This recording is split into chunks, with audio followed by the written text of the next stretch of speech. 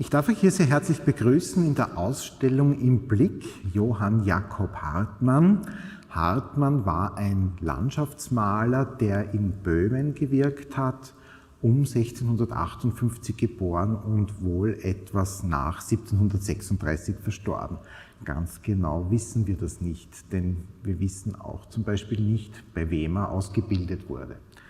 Fest steht nur, wenn ihr auf ein Bild wie dieses blickt, dass Hartmann, der im frühen 18. Jahrhundert gewirkt hat, sich an der älteren Malerei, an der flämischen Malerei des 17. Jahrhunderts orientiert hat, diese imitiert hat. Das war offensichtlich damals sehr gefragt. Und ich möchte es euch auch nicht vorenthalten, dass es zu diesem Bild ein zweites, ein Pendant gibt, und das zeigt das Marketender Lager am Waldrand. Hier haben wir die Landschaft mit Festgesellschaft.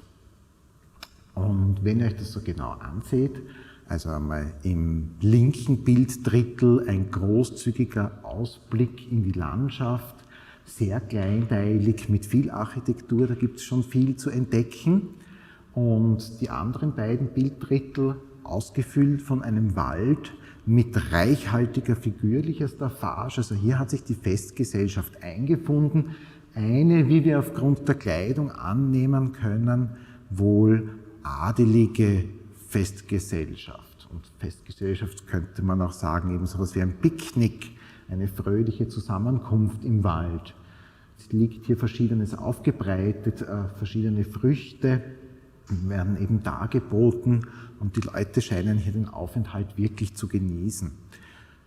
Ja, besonders an den Damen ist es zu erkennen, sie tragen eine etwas für das frühe 18. Jahrhundert altertümliche Kleidung. Also ich möchte besonders auf die Spitzenkrägen und auf die Hauben verweisen.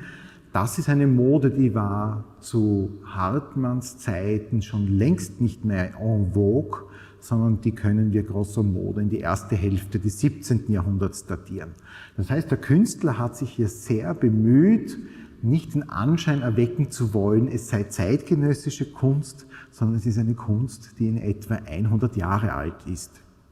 Naja, warum hat er das überhaupt gemacht? Wir dürfen annehmen, dass die Leute für ihre Sammlungen solche Gemälde sehr gerne gehabt haben, dass aber das Angebot, die Nachfrage, die standen als ein Widerspruch zueinander. Und so war ein Maler wie Hartmann mit diesem Spezialgebiet natürlich sehr gefragt. Ich möchte auch hinweisen noch einmal mehr auf wirklich diese ganzen Früchte, die hier im Vordergrund dargeboten werden, die in einer unglaublichen Präzision und Liebe wiedergegeben sind.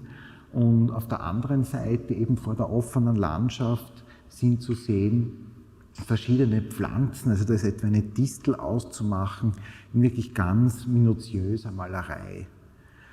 Dieses Gemälde, wie eben sein Pendant, das Marketender Lager, kommen ebenfalls aus der alten kaiserlichen Galerie, waren aber nicht hier im oberen Belvedere ausgestellt. Erst nachdem sie 1922 für das Barockmuseum im unteren Belvedere übernommen hat, hat man begonnen, eben auch gerade diese beiden Meisterwerke zu zeigen. Es hat in den letzten Jahrzehnten der Zahn der Zeit etwas in ihnen genagt und nun ist es umso schöner, dass wir sie nach langer Zeit, frisch restauriert, endlich wieder hier zeigen können.